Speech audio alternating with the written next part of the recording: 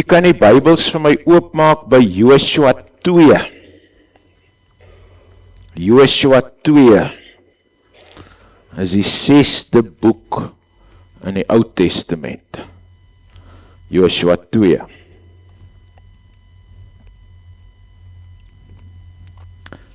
Ons gaan 'n stukkie saam lees vanmôre en gaan ons ook verwys daar na die einde van hoofstuk 6, gaan ons ook 'n gedeelte saam lees. Joshua 2, kom ons sluit die oë. Here, dankie dat ons met afwagting vanmôre weer u woord kan oopmaak en dankie Here dat u ook hierdie woord vir ons gee. Ons kom bid en vra Here dat u deur hierdie woord ook ons sal kom ontmoet. En dankie Here dat ons ook weet dat hierdie woord u hart vir ons kom wys. Help ons ook Here om positief op u hartklop vir ons te reageer en ook ons lewe daarvolgens in te rig. Open ons ore Here, hou ons gedagtes vas en kom wys u self vir ons vanmôre. Ons kom bid dit in Jesus se naam. Amen. Israel het nou 'n entjie weggetrek daar in die woestyn en hulle het nou by die rivier gekom en die beloofde land lê hier voor hulle en Joshua stuur 'n paar verspieders om te gaan kyk hoe lyk dit binne in Jerigo. Joshua seun van Nun het van Sittim af in die geheim 2 verkenners uitgestuur en vir hulle gesê, gaan kyk die land deur, veral Jerigo. Hulle is toe weg en het uitgekom by die huis van 'n prostituut met die naam Rahab en het daar tuis gegaan. Die koning van Jerigo het 'n berig gekry dat daar in die nag van die Israeliete af mense aangekom het om die land te verken. En hy het vir Rahab laat weet, lewer die manne uit wat na jou huis toe gekom het, hulle is hier om die land te verken. Die vrou het die 2 manne weggesteek en vir die koning laat weet, daar het manne by my aangekom, maar ek weet nie waar vandaan hulle is nie. Hulle het met donker vertrek en toe die tyd was vir die stadspoort om te sluit en ek weet nie waarheen hulle is nie. Maak gou en agtervolg hulle, miskien haal u hulle in. Sy het die 2 manne intussen op die dak laat klim en hulle weggesteek onder die vlasstopsels wat sy daar oopgesprei het. Die koning se manne het na die 2 verkenners gaan soek op die pad na die Jordaan toe, in die druwe se rigting. En nadat die agtervolgers weg is agter die verkenners aan, is die stadspoort gesluit. Voor die verkenners aan die slaap geraak het, is die vrou na hulle toe op die dak en het vir hulle gesê, ek weet die Here gee vir julle die land. Ons is skrikbevange vir julle, al die inwoners van die land bewe van vrees vir julle. Ons het gehoor hoe die Here die water van die Rietsee voor julle laat wegdroog het met julle trek uit Egipte en ook wat julle met die 2 konings van die Amoriete oorkant die Jordaan met Sihon en Og gedoen het, toe julle hulle voor die voet uitgeroei het. Ons het dit gehoor en ons harte het van angs verstyf. Niemand het nog moed teen julle nie, want julle God, die Here is God, bo in die hemel en onder op die aarde. Ek het julle goed behandel. Lê dan nou vir my 'n eed voor die Here af, dat julle my familie ook goed sal behandel. En gee my 'n betroubare aanduiding, dat julle my pa, my ma, my broers en my susters en almal wat by hulle hoort, se lewens sal spaar en ons so van die dood sal red. Toe sê die manne vir haar, ons staan met ons lewe in vir julle sin.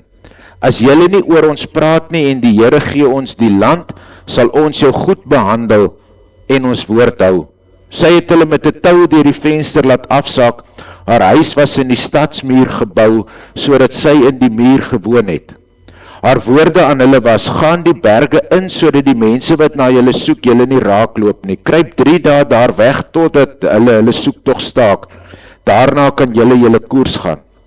Die manne het vir haar gesê, die eed wat jy ons laat aflê het, sal ons net bind, as jy, wanneer ons die stad aanval, hierdie bloedrooi tou vasbind aan die venster waardeur jy ons laat afsak, en jou pa en jou ma en jou broers en jou hele familie by jou in die huis by mekaar hou. Enige een wat by jou huis se deure uitgaan buitentoe sal self vir sy dood verantwoordelik wees, nie ons nie. Ons hou ons verantwoordelik vir enige een wat by jou in die huis is. Daar sal nie 'n hand teen hom gelig word nie. En as jy oor ons praat, is ons nie gebind aan die eed wat jy ons laat aflê het nie. Sy het gesê, laat dit wees soos julle gesê het, en sy het hulle laat gaan en hulle is weg. Sy het toe die bloedrooi tou uit haar venster uit vasgebind. Hulle het vertrek en is die berge in en daar het hulle 3 dae gebly tot die mense wat hulle gaan soek het teruggekom het. Die mense het langs die hele pad gesoek en niks gekry nie. Daarna het die 2 manne uit die berge uit teruggekom en hulle is die rivier oor na Joshua seun van Nun toe.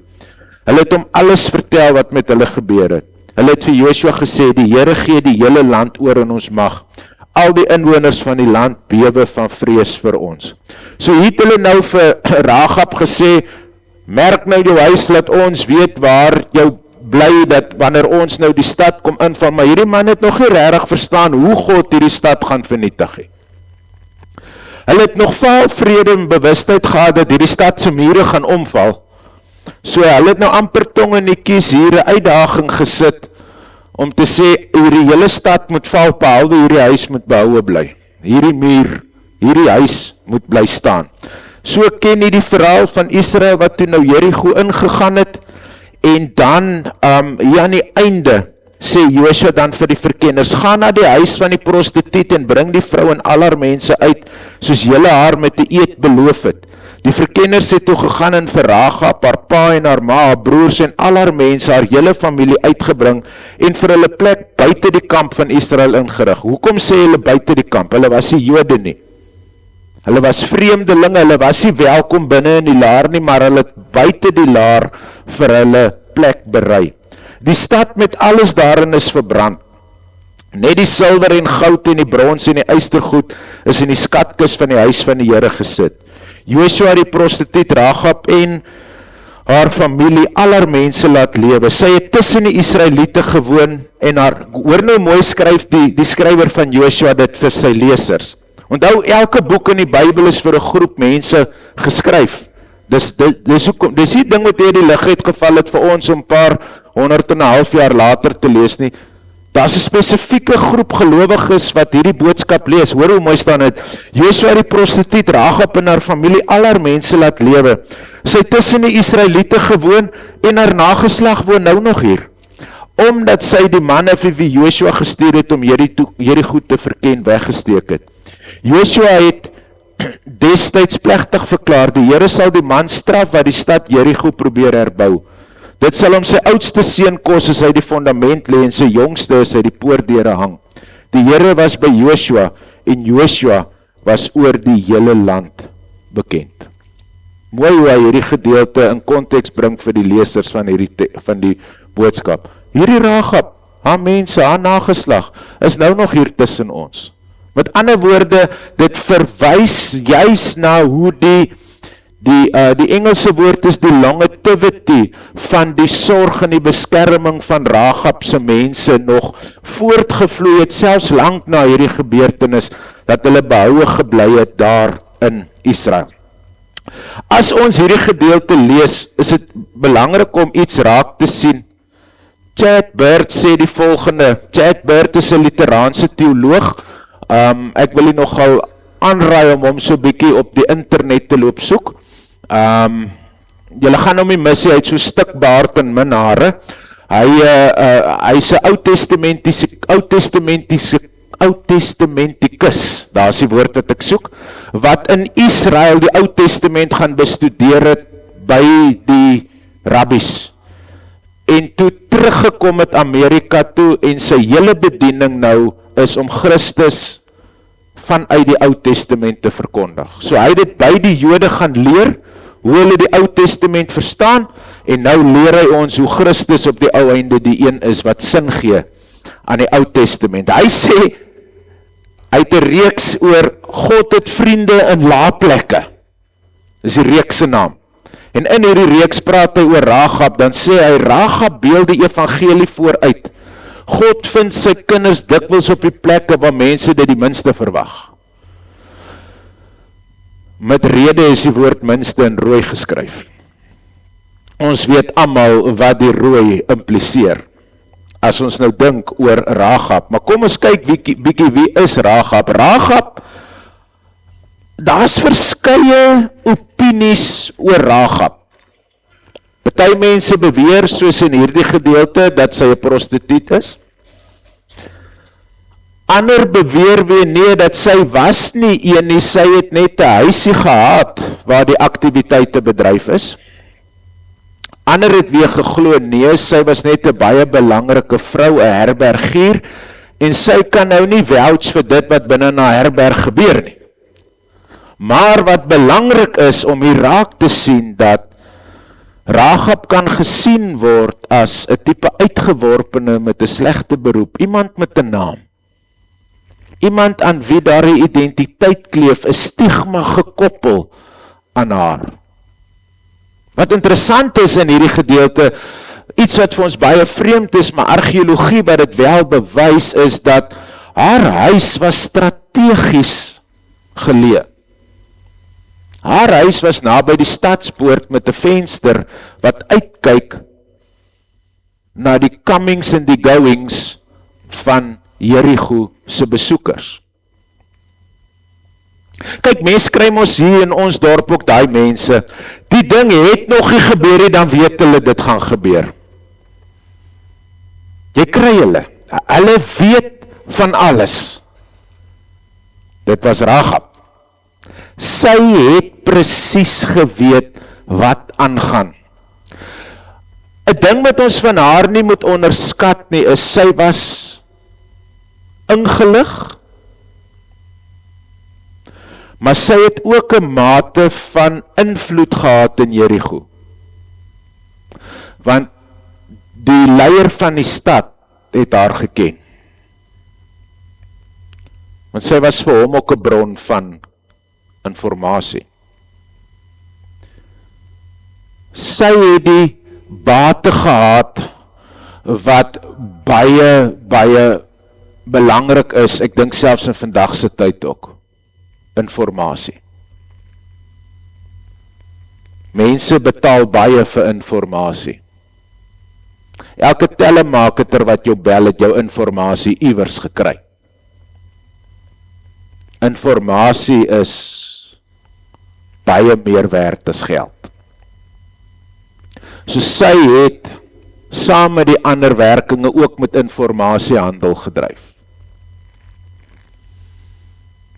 En sy was ingelig, want sy het presies geweet wie die Israeliete is. Hulle reken dat haar huis binne in die stadsmuur gebou was. Baie glo weer dat as jy in die argeologiese opgrawings gekyk van die ou stede, dat baie van die huise is gebou teen die stadsmuur. As jy mos daar deur Nysna deur, dan kry mos baie van daai informele huisies is sommer teen daai mure gebou wat daar langs die pad is. Ek meen jy het klaar 'n standvastige agtermuur, so jy kan net aan hom anker. Maar haar huis was binne in die muur met 'n venster wat uitgekyk het buitentoe. Strategies, presies geweet wat aangaan.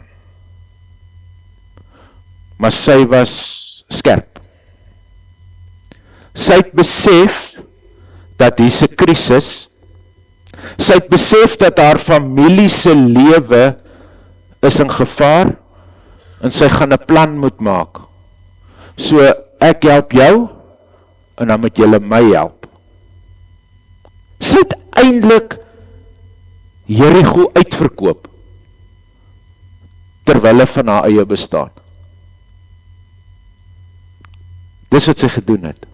Sy het 'n duidelike bewuste besluit teen Jericho geneem. 'n duidelike bewuste besluit dan ook as jy die konteks van hierdie gedeeltes verstaan, teen die gode van Jericho ook. Want sy het 'n keuse vir Israel gemaak, en ook 'n keuse vir Israel se God gemaak, want sy sê, dit mooi in hierdie gedeelte, ons weet dat julle God die enigste God is, ons weet dat julle Here die Here is, so sy erken voor 'n Jood, lê sy 'n belydenis af, baie soos wat Rut voor Naomi gedoen het, jou God is my God, waar jy gaan sal ek gaan, waar jy sterf sal ek sterf, so sy kom bind hulle eintlik met hierdie woorde aan hierdie Joodse verspieders. Dan weet ons dat sy waaksaam en moedig was, want sy kon met 'n reguit gesig vir die mense van Jericho op 'n dwaalspoor sit van 3-4 dae wat hulle mense moet loop soek wat daar is. Hulle het haar woord gevat daarvoor. Rahab het gesê hulle is hier, so omdat sy gesê het, weet ons hulle is hier. Sy stuur hulle hierdie kant en sy sê vir die ander loop, bly julle daar in die berge vir 3 dae, julle sal daar veilig wees, hulle gaan nie daar vir julle soek nie. En dan stel sy 'n strategie op om haar te beskerm. Kom ons sê maar 'n sleg vrou met 'n slim plan.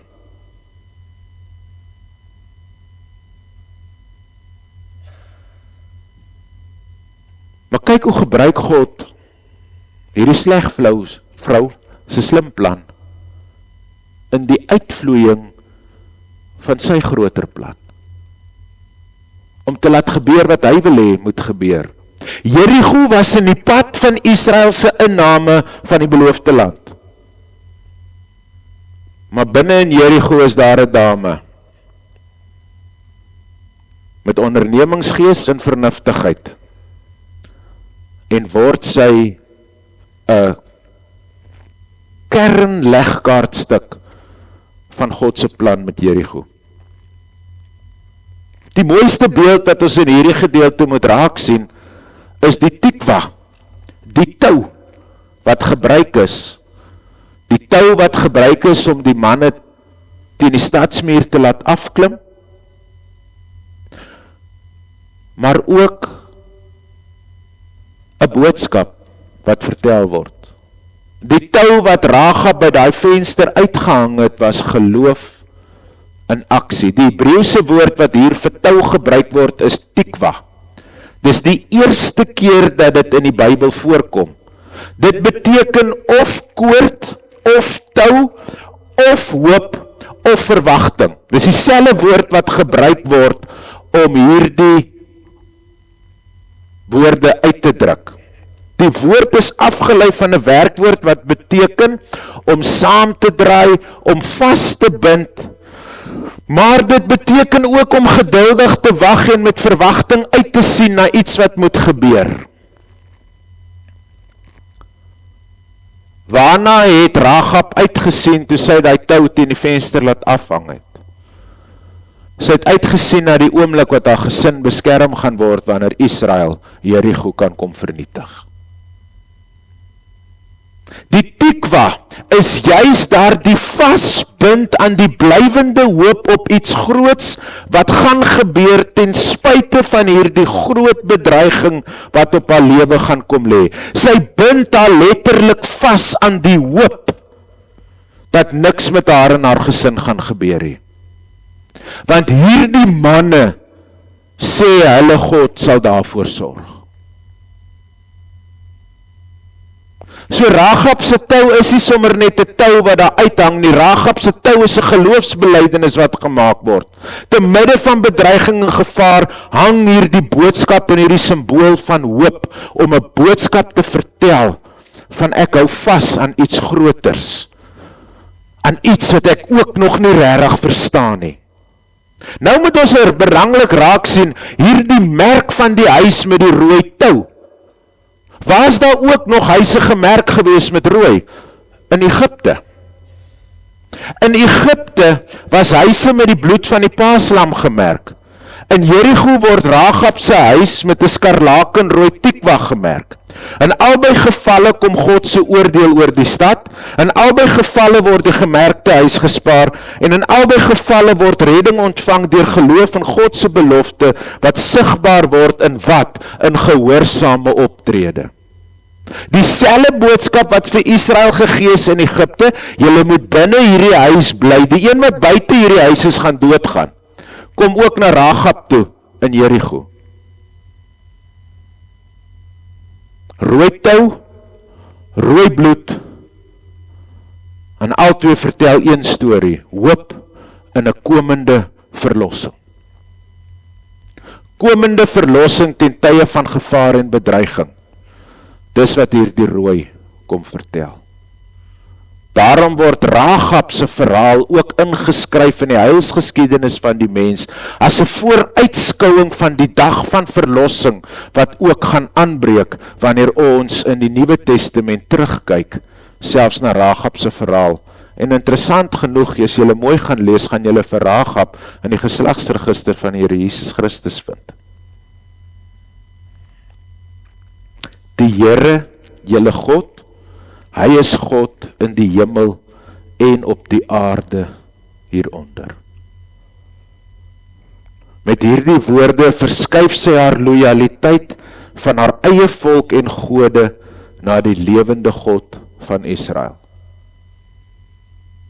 Sy het nou die geloofsbelijdenis gemaak, dis reg. Maar dit bly nie net 'n belydenis nie, hierdie belydenis gaan oor tot aksie. Hoe gaan dit oor tot aksie?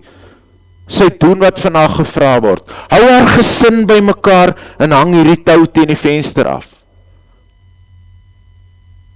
Dis wat van haar gevra word. Tree op in hoop, leef in hoop, gaan vorentoe in hierdie voorspelling van genade en besparing wat oor jou en jou huis gaan kom.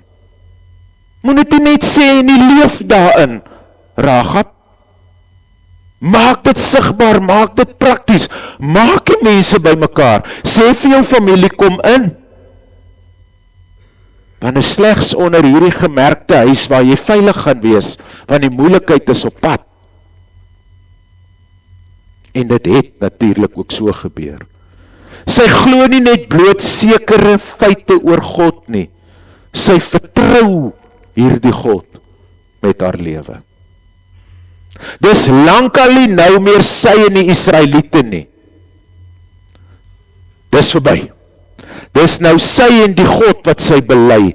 Die Here julle God, hy is die God in die hemel daarbo en op die aarde hieronder. Daarom word sy later nie net saam met Israel ingeslyf nie, maar word sy ook eintlik deel van die verbondsvolk en die geslagsregister van Jesus Christus. Gaan kyk in Matteus 1 vers 5. Die Nuwe Testament onthou haar nie vir haar verlede nie, maar vir haar geloof. Hebreërs 11 plaas haar tussen die groot geloofshelde van die Ou Testament, terwyl Jakobus 2 haar voorhou as die voorbeeld van geloof, wat sigbaar word deur dade.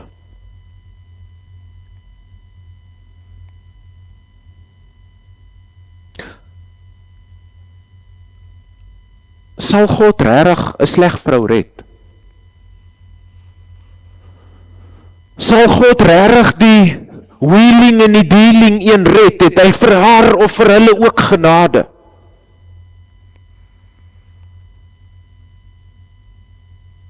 Hy is die een wat by alle skanse verbykyk en raak sien.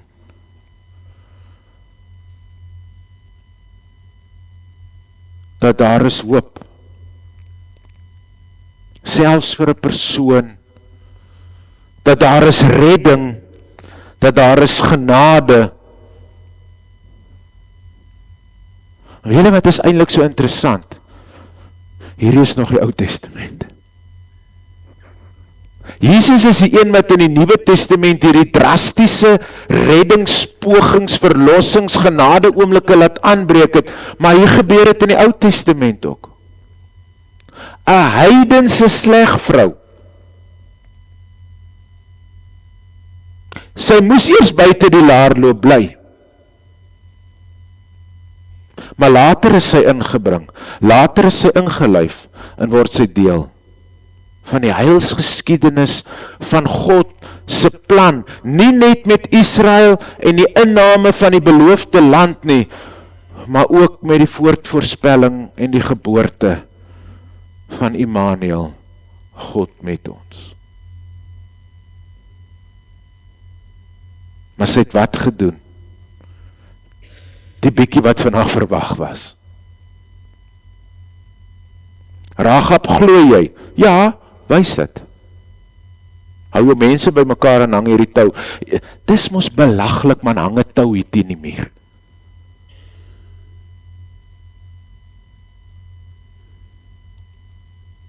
Sien, dit gaan nie oor die daad nie. Dit gaan oor dit wat die daad vertel. Ons moet nie dink dat Rahab se geloof was in hierdie tou nie. In die minste.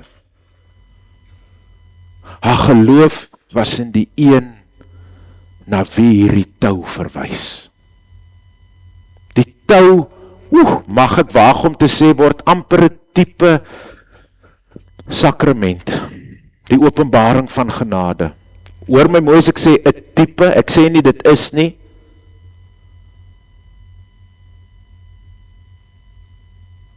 Maar ek wonder by myself, toe Rahab nou in die stad ingekom het, of daai tou nie maar iewers by haar gebly het nie. As 'n blywende herinneringsteken van vasgebind wees aan die hoop van in die lewende God. Want hierdie rooi tou het kom sê, ek kom bind my aan 'n belofte wat gemaak is, dat ek sal by jou wees, en jy sal veilig wees, en jy sal beskerm wees. Dis nou my prentjie brein wat my soontoe vat.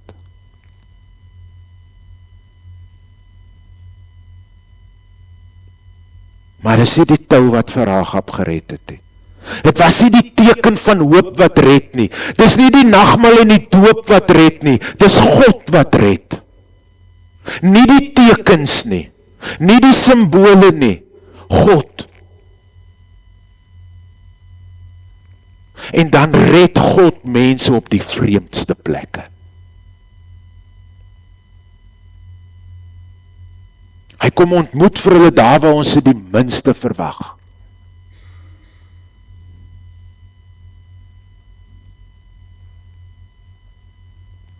En dan raak hulle sleutelfigure in die heilsplan van God met die wêreld.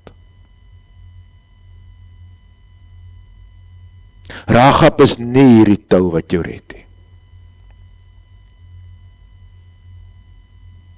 Die redding lê waar? In jou geloofsbelydenis, Rahab. Die een wat jy bely. Die Here, julle God. Hy is God.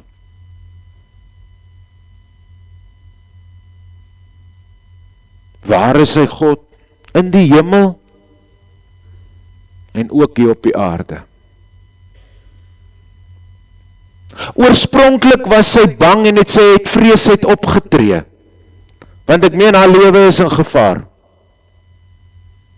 Sy was so bang dat sy die stad uitverkoop het. Maar met tyd ontdek sy God en word sy geloofsheld.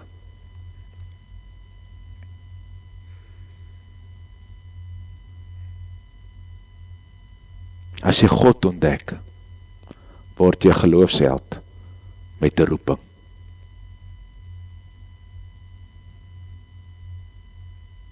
Rahab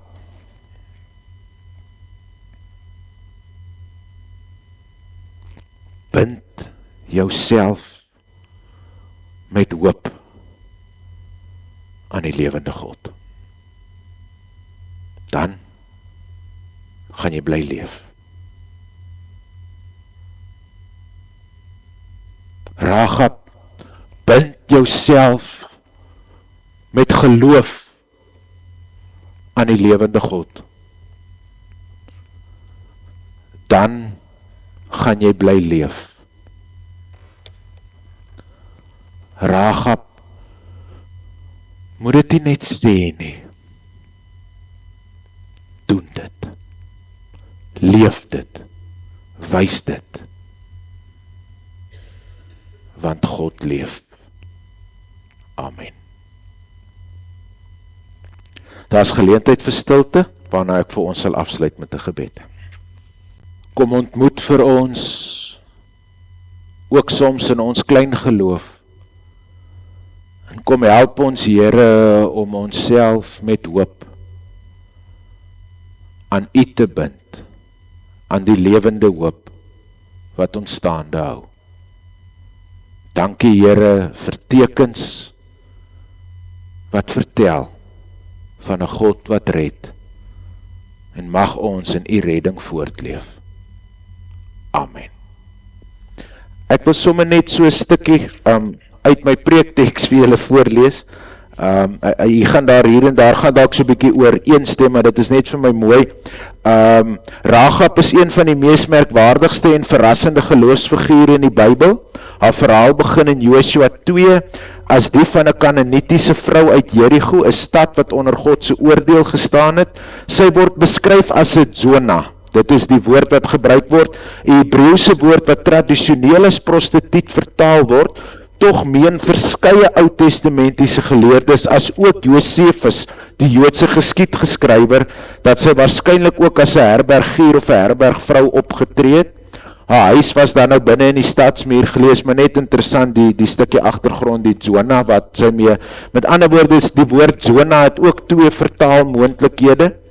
En dan het ek nou gedink, kan ek nou vinnig op dit kom, om nou presies te sien wie se voormoeder sy nog geraak het, maar ek gaan nie nou hier deurgrawe om daarby uit te kom nie. Ek kan maar dit self bietjie verder gaan lees. So, Rahab se tou is meer as net 'n tou. Rahab se tou vertel 'n boodskap van hoop, van genade en verlossing.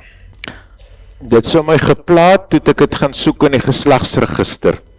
Salmon was die vader van Boas by Rahab, Boas van Obed by Rut, Obed van Isai, en Isai was die vader van koning Dawid.